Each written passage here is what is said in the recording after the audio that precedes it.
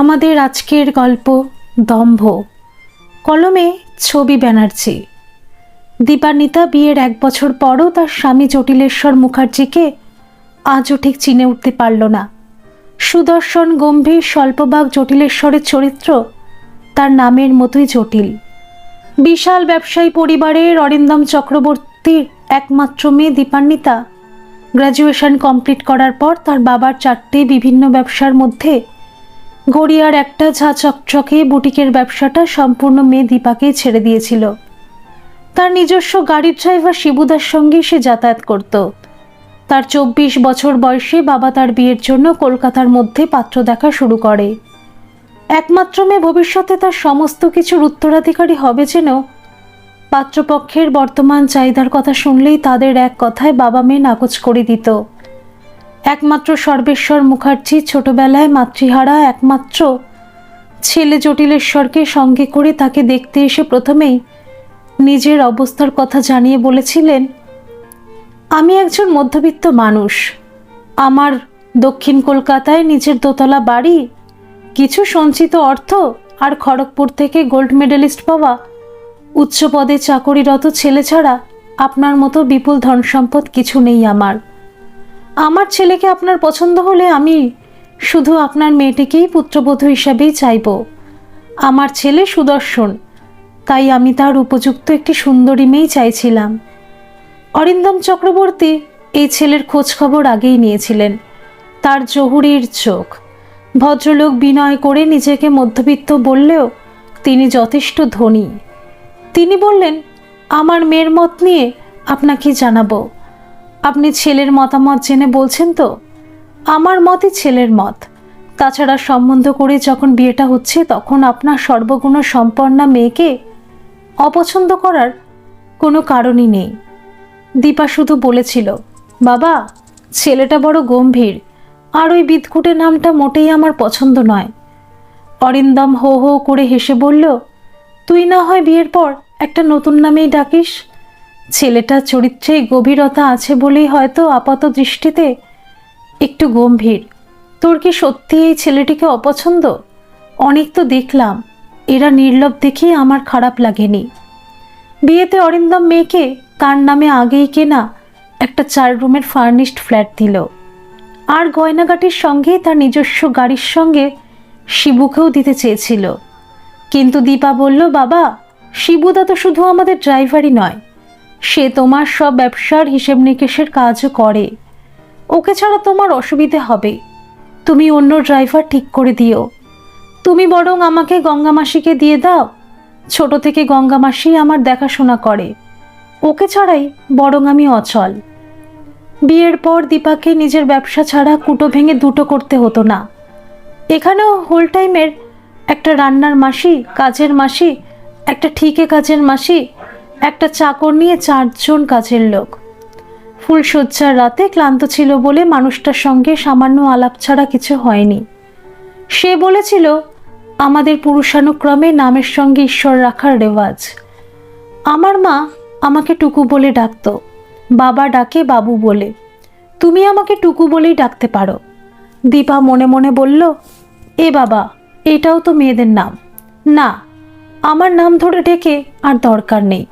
তারপর থেকে সত্যি সত্যিই তার স্বামীর সঙ্গে পুরনো দিনের মতো ও গো, হ্যাঁ গো বলেই ডাকত। অবশ্য এই রকম করে ডাকার মতো ঘনিষ্ঠতার সম্পর্ক তার সঙ্গে হয়নি। কয়েকদিন পর গোয়াতে হানিমুনে গিয়ে সে হোটেলে মোটা মোটা গল্পের বই মুখে বসে থাকত। সমুদ্র স্নানে যে কারোর অ্যালার্জি হয়, এটা দীপা জটিলেশ্বরের মুখে প্রথম শুনল। কটা দিন এখান ওখান ঘুরে একরকম হতাশ হয়ে তারা বাড়ি ফিরে এলো। দিনের পর দিন মানুষটা যেন গাম্ভীর্যের আড়ালে মুখটা ঢেকে রাখত। অনেক রাত পর্যন্ত অফিসের কাজ করে গভীর রাতে ঘুমাতে আসত। তার সব কিছুই ছকে বাঁধা, মুখে দুর্লভ মাপা হাসি, মাপা কথা, এমনকি মেপে সহবাস করা। ব্যবসাটা দীপার কাছে ছিল মুক্তির জায়গা। এসব বাবা মাকে বললে বাবা নির্ঘাত বলতো, ছেলেটার চরিত্রে গভীরতা আছে। এভাবেই এক সময় দীপা সন্তান সম্ভবা হলো। তার শ্বশুরমশাই, বাবা মা সবাই, এমনকি বাড়ির কাছের লোকেরা শুনে আনন্দে হইচই করতে লাগলো। শুধু তার স্বামী স্বভাব গম্ভীর গলায় বলল, এই সময় বেশি পরিশ্রম করতে ডাক্তারবাবু বিশ্রামে থাকতেই বলেছেন।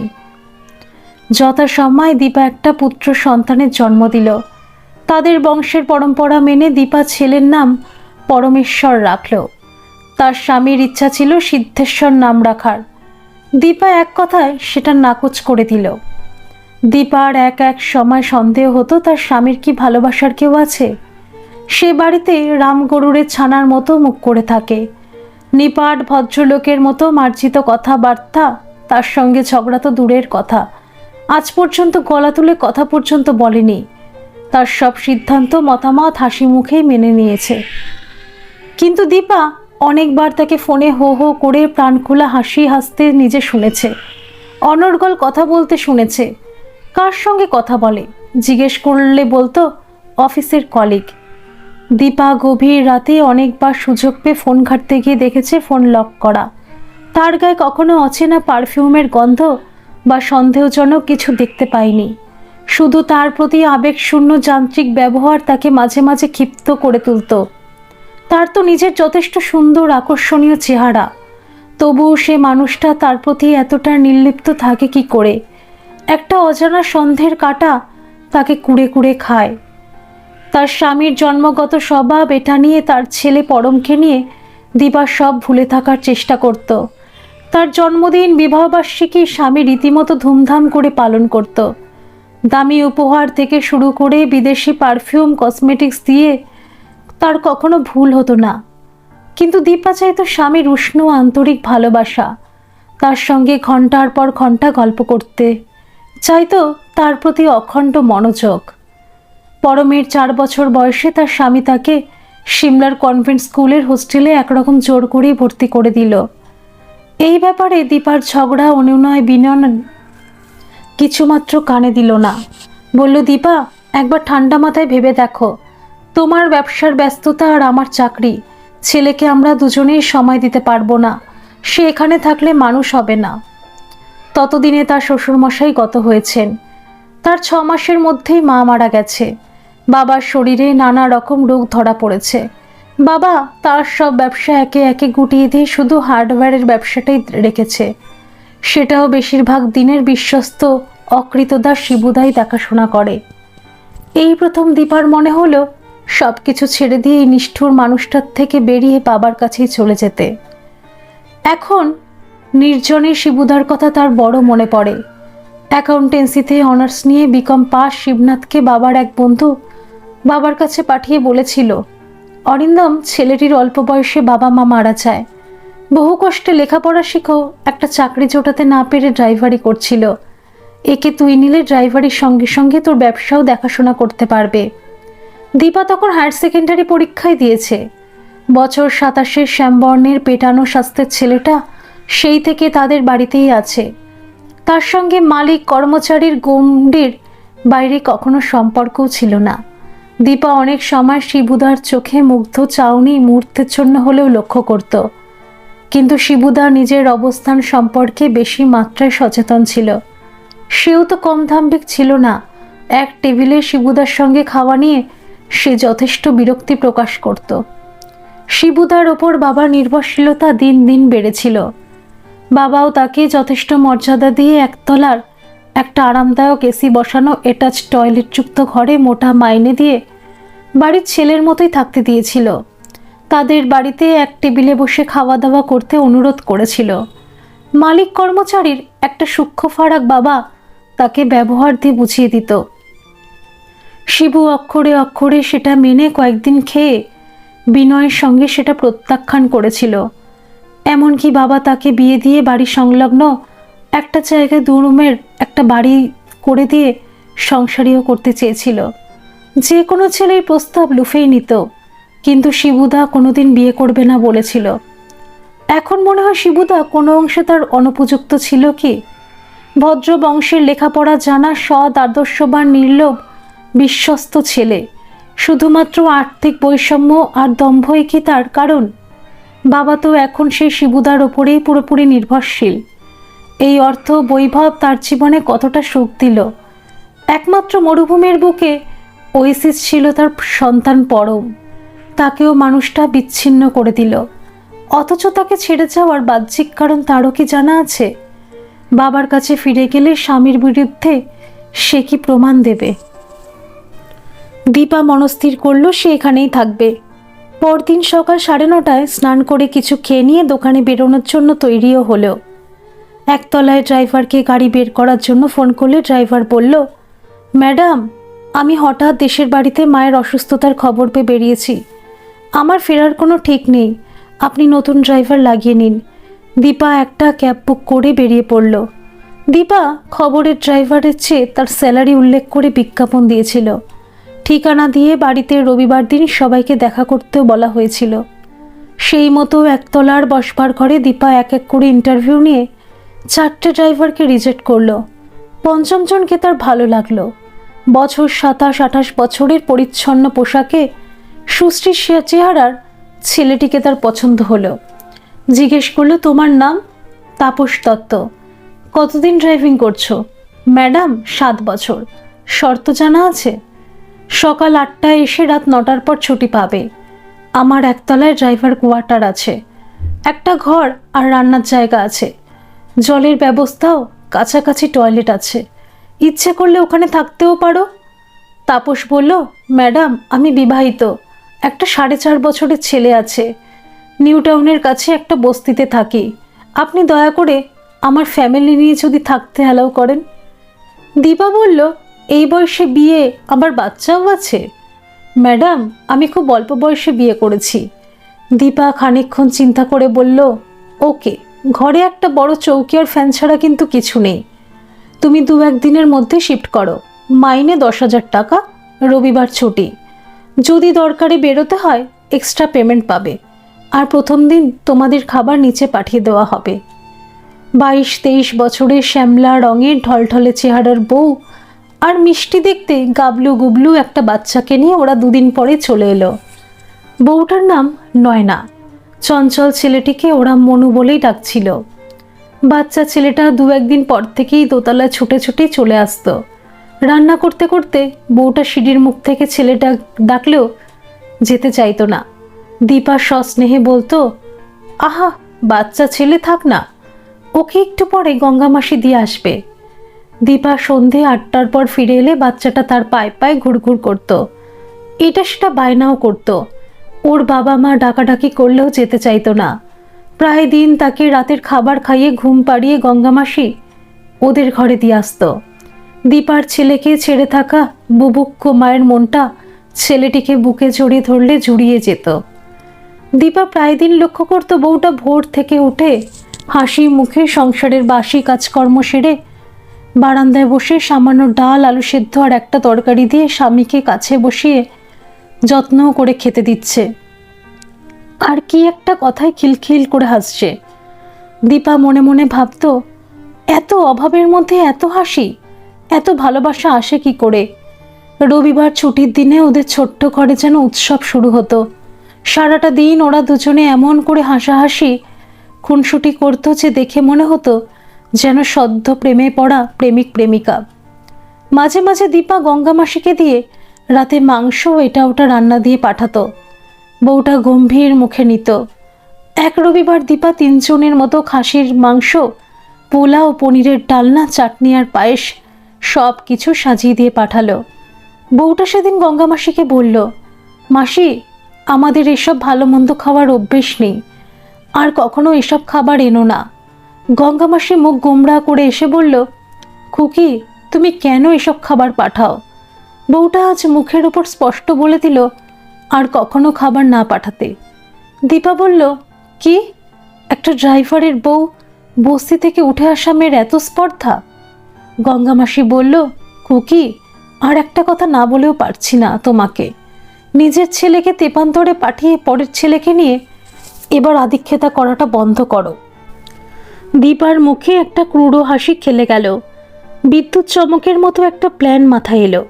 সে এবার এক ঢিলে 2 পাখি মারবে ঠিক করলো। মুখে বলল, মাসি, কাল থেকে মনুকে দুপুরে তুমি এখানে স্নান করিয়ে খাইয়ে দিয়ে তারপরে পাঠিও। বাচ্চাটা উপরে থাকতে ভালোবাসে। পরদিন দীপা ফেরার পথে একটা শপিং মলে ঢুকলো। তাপসের জন্য 2 সেট দামি টি শার্ট, দুটো ফুল প্যান্ট আর মনুর জন্য 3 সেট পোশাক আর কিছু দামি খেলনা চকলেট কিনে বলল, তাপস, তুমি আমার সঙ্গে ঘোরাঘুরি করো। তোমার পোশাকগুলো রংচটা হয়ে গেছে, এই পোশাক পরে তুমি কাল থেকে আমার সঙ্গে বেরোবে। বাড়ি ফিরে সেদিন দীপা প্রথম নয়নার সঙ্গে তাপসের জোর কথা কাটাকাটির আওয়াজ শুনতে পেল। বাচ্চাটা চকোলেট, খেলনা, নতুন পোশাক পেয়ে খুব খুশি হলো। এরপর থেকে প্রতি রবিবার তাপসকে নিয়ে কখনো দক্ষিণেশ্বর, কখনো ভিক্টোরিয়া, কখনো লং ড্রাইভে ঘুরতে শুরু করলো। বাড়তি টাকা রোজগার হচ্ছে দেখে তাপসও সানন্দে রবিবার হাসি মুখে ডিউটি করত। দীপা মাঝে মাঝে তাপসকে এটা সেটা উপহার কিনে দিতে লাগলো। নয়নার জন্য 2 সেট দামি চুড়িদার কিনে দিতে কর্তব্যের ত্রুটি করল না। একদিন তাপসকে একটা দামি স্মার্টফোন কিনে দিয়ে বলল, তোমার ফোনটা নয়নার কাছে না থাকলে তোমার অসুবিধা হয় বুঝে এটা কিনে দিলাম, আর নয়নার জন্য এই ঘড়িটা কিনলাম, এটা ওকে দিও। দীপা জানতো ওই অহংকারী মেয়েটা তার দেওয়া ঘড়ি, পোশাক কোনোটাই ব্যবহার করবে না। দোকান থেকে ফেরার পথে দীপা প্রায় দিন দামি রেস্তোরাঁয় তাপসকে নিয়ে রাতের ডিনার খেয়ে এদিক ওদিক ঘোরাঘুরি করে রাত 11টায় বাড়ি ফিরত। সেদিন তাপসের সঙ্গে নয়নার বিরাট ঝগড়ার আওয়াজ তার কানে আসতো, কিন্তু যার মনোযোগ আকর্ষণের জন্য এত কিছু করত তার কোনো হেলদোল ছিল না। সে নির্বিকার হয়ে বইয়ে ডুবে থাকত। এবার দীপা একটা দুঃসাহসিক পদক্ষেপ নিল। তার স্বামীকে বলল, আমি 3 দিনের জন্য দীঘা বেড়াতে যাব। টুকু বলল, কিন্তু আমার তো এখন ছুটি নেই দীপা, আমি একা বাইক করে তাপসকেই নিয়ে যাব। ঠিক আছে, তাহলে গঙ্গা মাসিকে নিয়ে যাও। কেন, আমি একা যেতে পারি না? অবশ্যই পারো, সাবধানে যেও। দীপার একতলা তাপসের সঙ্গে দীঘা যাওয়ার কথা শুনে গঙ্গামাসি বলল, তুমি একে সর্বনেশে খেলা খেলছো খুকি? তোমার শিক্ষা দীক্ষা সবকে জলাঞ্জলি দিলে? তুমি বুঝবে না মাসি। তাপস গাড়ি ড্রাইভ করতে করতে বলল, ম্যাডাম, আপনার খামখেয়ালির জন্য আমার বউ আমাকে ভুল বুঝছে। এই টিপটার জন্য তোমাকে 10,000 টাকা দেবো তাপস, আর তুমি তো কোনো অন্যায় করনি, অকারণে কেন ভুল বুঝবে? দীঘা থেকে ফিরে আসার পর তাপস দেখলো নয়না তার ব্যাগ গুছিয়ে রেডি। তাপস বলল, কোথায় যাবে? নয়না কোনো কথা কাটাকাটি না করে ঠান্ডা মাথায় বলল, তোমার ম্যাডামের কাছে তুমি নিজেকে বিক্রি করে দিয়েছ, তুমি একটা পুরুষ বেশ্যা। আমি আর তোমার সঙ্গে থাকবো না। আমার ছেলেটাকে তোমার ম্যাডাম অনেক আগেই পোশাক, খেলনা আর ভালো মন্দ খাবার দিয়ে বশ করে আমার থেকে কেড়ে নিয়েছে। তাই তোমরা দুজনেই ম্যাডামের কেনা কৃতদাস হয়ে এখানেই থাকো। তাপস ব্যাকুল হয়ে বলল, বিশ্বাস করো নয়না, আমি আলাদা কম দামি হোটেলে ছিলাম, চলো আমরা একসঙ্গে চলে যাই। না, আমি একা যাব। একটু পরে তাপস মনুকে কোলে নিয়ে এসে বলল, ম্যাডাম, নয়না আমাকে ছেড়ে চলে গেল, আমি আর আপনার কাজ করব না, কিন্তু এই দুধের শিশুটাকে কার কাছে রেখে কাজ খুঁজব? দীপা অনুতপ্ত হয়ে বলল, আমার ভুলের মাসুল তোমাকে দিতে হলো বলে আমি দুঃখিত তাপস। তোমার আপত্তি না থাকলে তুমি মনুকে এখানেই রেখে যাও। আমি তোমার ছেলেকে কেড়ে নিতে চাইছি না, ওকে আমি লেখাপড়া শিখিয়ে মানুষ করে দেব, আর আমার ভুলের খেসারত হিসাবে আমার গাড়িটা তোমাকে দিয়ে দিচ্ছি। তাপস বলল, না ম্যাডাম, এটা আমি নিতে পারবো না। গাড়িটা পুরনো দামে বেচলে আমি নিতে পারি। আমার কাছে 1 লাখ টাকা জমানো আছে, বাকিটা ইনস্টলমেন্টে শোধ করে দেব। দীপা বলল, গাড়িটার পুরনো দাম 2.5 লাখ টাকা। এটা বেচবো বলে আমি অনেক আগেই 2-1 জনের সঙ্গে কথা বলেছিলাম। আমি আপনাকে 3 লাখই দেব, আর ছেলেটাকে মাঝে মাঝে দেখে যাব। দীপার স্বামী অফিস থেকে ফিরলে দীপা বলল, তাপসের বউ তাপসকে ছেড়ে চলে গেছে। তাপসও কাজটা ছেড়ে দিয়ে এলো। ওর ছেলেটাকে আমি কাছে রেখে লেখাপড়া শিখিয়ে মানুষ করব বলেছি। তোমার কি আপত্তি আছে? দীপার স্বামী বলল, সেটা তোমার সিদ্ধান্ত, তবে আমাদের বেডরুম বাদ দিয়ে যে কোনো রুমে ওকে রাখতে পারো। তোমার তো একজন ড্রাইভারের দরকার, আমার একটা নতুন গাড়িরও দরকার, ওটা আমি কিনেই নেব। কিন্তু তাপসের বউ কেন চলে গেল জানতে চাইলে না? তাপস কাজটা ছেড়ে দিয়ে ভুল করেছে। ও এখানে অনেক ফেসিলিটি পাচ্ছিল, ওর বউও অকারণে তাপসকে ছেড়ে দিয়ে ভুল করেছে। দীপা মনে মনে ভাবল, মানুষটা কি পাথর। 3 দিন একটা ড্রাইভারকে নিয়ে নিজের স্ত্রী দীঘায় কাটিয়ে আসার পরও তার কোনো প্রতিক্রিয়া নেই, নাকি উদার চরিত্রের একজন মহান মানুষ। দীপাও অনেকটা নির্লিপ্ত হয়ে মনুর দিকে মন দিল।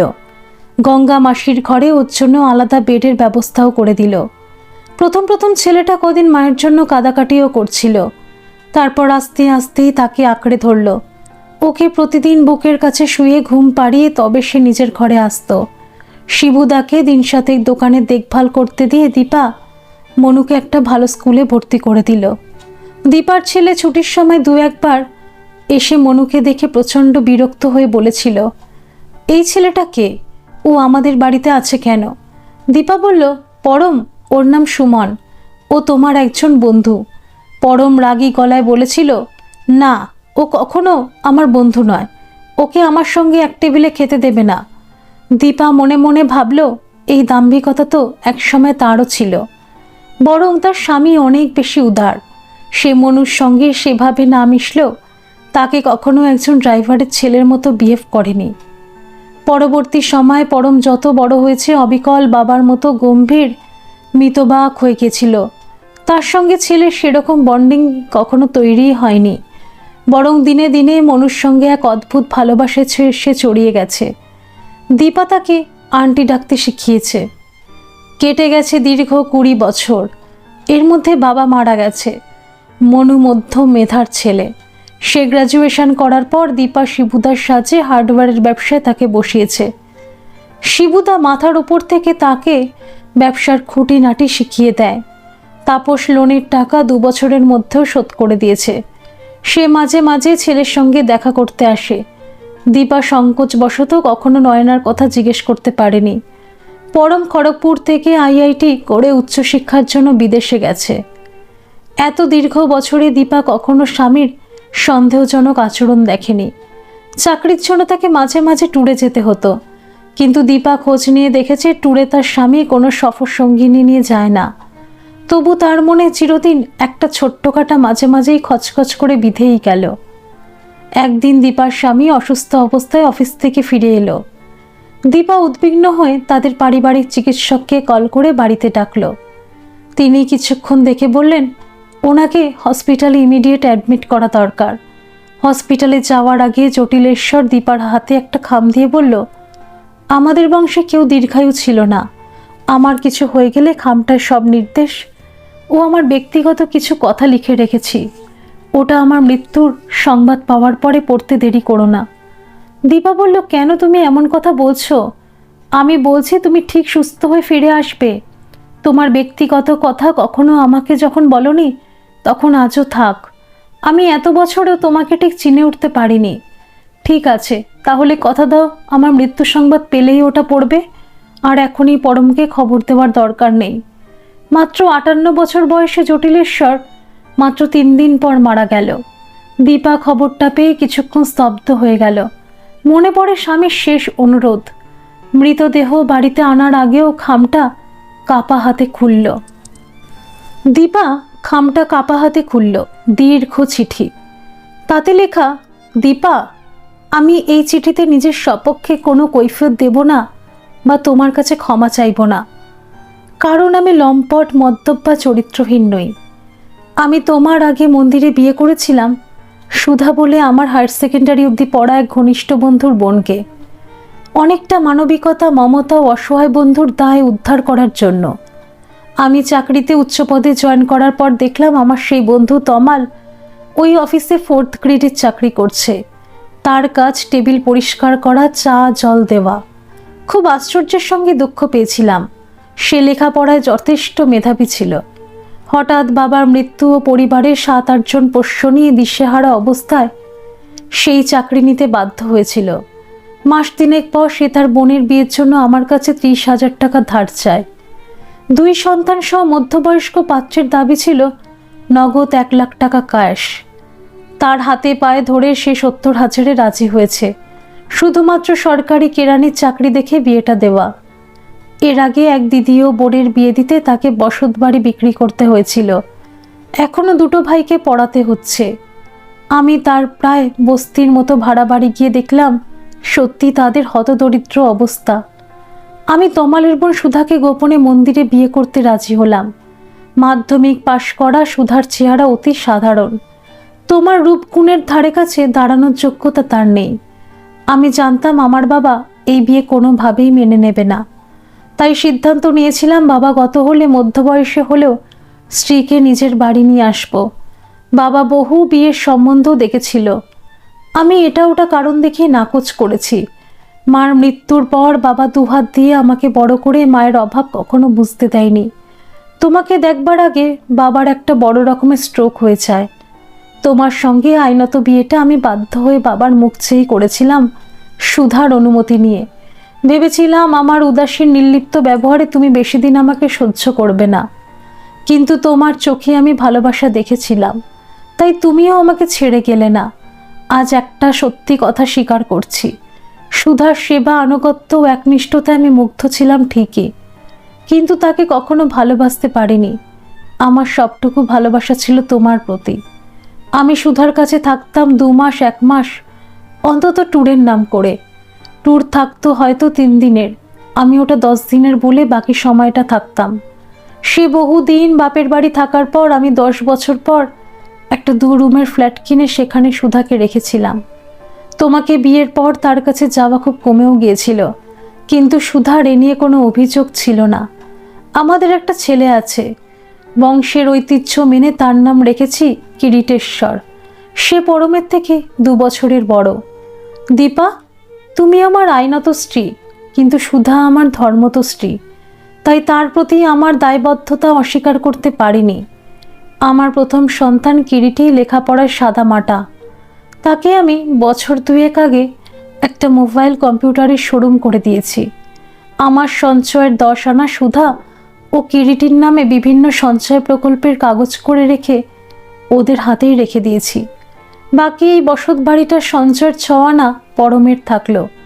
তোমার অঢেল সঞ্চয়ের তুলনায় আমার সঞ্চয় কিছুই নয়, তাই তোমার জন্য আমার শেষ ভালোবাসাটুকু রেখে গেলাম। এবার তোমার কাছে আমার শেষ অনুরোধ, আমার মুখাগ্নি করতে দিও আমার বড় ছেলে কিরিটিকে। তার ফোন নাম্বার নিচেই দিলাম।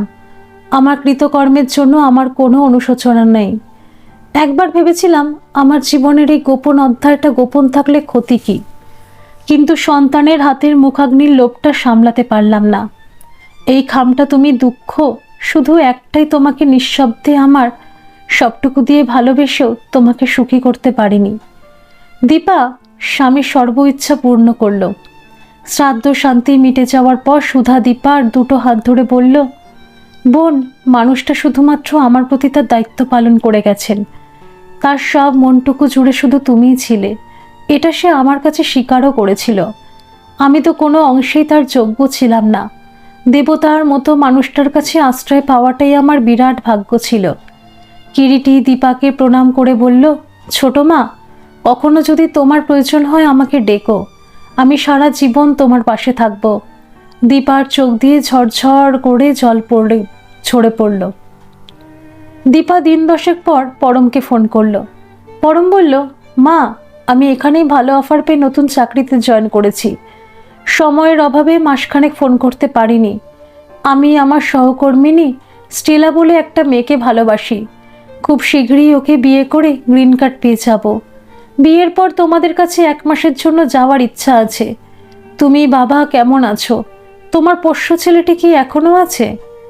দীপা একটা দীর্ঘশ্বাস ফেলে বলল, 22 দিন আগে তোমার বাবা আমাদের ছেড়ে অমৃতলোকে চলে গেছেন। এই বাড়ি ঘর সঞ্চিত টাকা পয়সা বুঝে নেওয়ার জন্য তোর একবার আসা দরকার। একটু সময় নিয়ে আসিস বাবা। পরম বলল, আমি মাস 2 মধ্যেই যাব মা। দীপা মনে মনে ভাবল, এবার তারও বন্ধন মুক্তির সময় হয়েছে।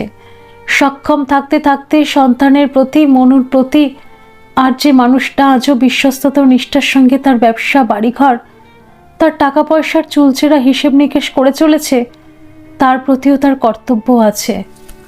দীপা মনস্থির করে সিদ্ধান্ত নিলেও পরম আসার আগে তার কর্তব্য শেষ করবে। এই বৈভব, বাড়ি, ব্যবসা, তার শিক্ষা, রূপ, কোনো কিছু দিয়েই না পেল স্বামীকে একান্ত করে, না পেল একমাত্র সন্তানের সান্নিধ্য ও ভালোবাসা। কয়েকদিন পরে সে সুধা, কিরিটি, শিবুদা, ড্রাইভার তাপস আর গঙ্গা মাসিকে তার ঘরে ডেকে পাঠালো। তাপসের সঙ্গে নয়না ও বছর 12-13 একটা ফুটফুটে মেয়েকে আসতে দেখে অবাক হলো। তাপস বলল, ম্যাডাম, নয়না হায়ার সেকেন্ডারিতে ভালো রেজাল্ট করেছিল।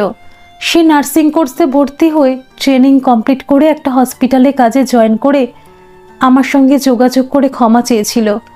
নয়না বলল, ম্যাডাম, আমি রাগ করে চলে যাওয়ার কিছুদিন পরে আমার ভুল বুঝতে পেরেছিলাম। আমি ঠান্ডা মাথায় অনুমান করেছিলাম আপনি মনের কোনো গোপন যন্ত্রণা থেকে তাপসের সঙ্গে লোক দেখানো অভিনয় করেছিলেন। হয়তো আপনার ছেলেকে কাছে পেলে আপনি অনেক কিছু ভুলে থাকতে পারতেন। মনুকে আমরা পরে নিয়ে আসা ঠিক করেও আনতে পারিনি। সত্যি আপনার ওপর আমরা মমতাবোধ করেছিলাম। মনুর সঙ্গে আমাদের নিয়মিত যোগাযোগ ছিল ম্যাডাম, আজও আছে। আর এটা আমাদের মেয়ে সোনাই। দীপা বলল, আজ একটা অপরাধ বোধ থেকে তুমি আমাকে মুক্তি দিলে নয়না। ভালোবাসা কখনো কখনো অন্তরকে যন্ত্রণায় বিদ্ধ করে। যাগ্গে, আজ যে জন্য তোমাদের সবাইকে ডেকেছি সেটা বলবো। আমার দীর্ঘদিনের মাতৃসমা গঙ্গামাসিকে তার ভবিষ্যৎ গ্রাসাচ্ছাদনের জন্য ব্যবস্থা আমি করে দিয়ে যাব। কিরিটি আমাকে ছোট মা বলে ডেকেছে।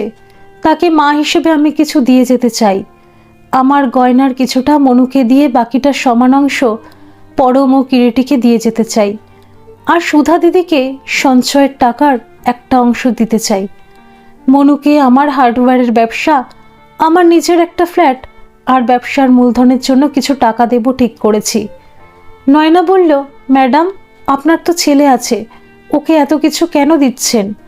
ভেবো না নয়না, আমার বিশাল সঞ্চয়ের খুব সামান্যই মনুকে দিচ্ছি। মনুর 4.5 বছর বয়স থেকে ওকে আমি পুত্র স্নেহে বড় করেছি। তাকে প্রতিষ্ঠিত করা আমার মানবিক কর্তব্য। আমার সাধ্য আছে বলে দিতে পারছি। এরপর থেকে মনু তোমাদের সঙ্গেই থাকবে। তোমাদের ছেলেকে আমি কখনোই কেড়ে নিতে চাইনি।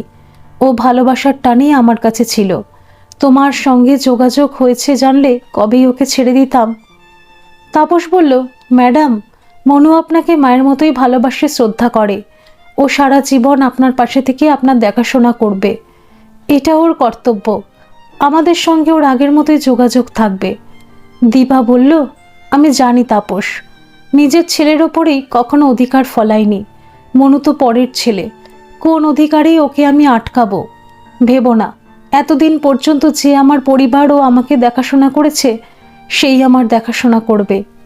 মনু কিরিটি তো রইলই। মনু, তুই বাবা এবার বোনকে নিয়ে পাশের ঘরে যা। কিরিটি, তুইও যা বাবা, এখানে বড়দের কথার মধ্যে তোদের থাকার দরকার নেই।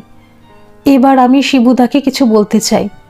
পরম ফিরে এলে তার প্রাপ্য সব কিছু বুঝিয়ে দিয়ে আমি বাবার বাড়িতেই বাকি জীবনটা কাটাতে চাই।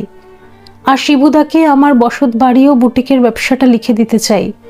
আজ আমার সম্পত্তি, বৈভব, আভিজাত্যের কোনো দম্ভ নেই, নেই কোনো পিছুটান, লোকলজ্জা ও সংস্কার। আজ শিবুদা, তুমি নির্ভয় বলো, তুমি কি আমাকে বিয়ে করতে চাও? তোমার জীবনের অনেক বছর নষ্ট হয়েছে, কিন্তু বাকি জীবনও তো কিছু আছে। শিবনাথ বলল, কে বলেছে আমার জীবন নষ্ট হয়েছে? সংসারে প্রচুর অকৃতদার মানুষ আছে দীপা। না দীপা, আমি দুঃস্বপ্ন কখনো তোমাকে বিয়ে করার কথা ভাবিনি। আমি চিরকাল তোমার নীরব গুণমুগ্ধ ভক্ত ছিলাম। ভবিষ্যতে তোমার ড্রাইভারি ও ব্যবসা দেখাশোনার কাজ করতে চাই। আর তোমার বাড়ি, ব্যবসা কোনোটার মালিকানাও আমার চাই না। আমার নিজেরই সঞ্চিত টাকা প্রচুর জমেছে। আমার মতে ভবিষ্যতে তোমার বাকি সঞ্চয় কোনো অনাথ আশ্রমে দান করে দিও। দীপা বলল, তাই হবে শিবুদা, শুধু তুমি আমাকে কখনো ছেড়ে যেও না। ধন্যবাদ সকল বন্ধুরা। এই গল্পটি যদি আপনাদের ভালো লেগে থাকে তাহলে অবশ্যই একটা লাইক করে দেবেন। আর এই চ্যানেলে নতুন হয়ে থাকলে চ্যানেলটিকে সাবস্ক্রাইব করে আমার পাশে থাকবেন। আর পাশে থাকা বেল আইকনটিকে প্রেস করে দেবেন যাতে সমস্ত গল্পের নোটিফিকেশনগুলি সবার প্রথমে আপনাদের কাছে পৌঁছে যায়।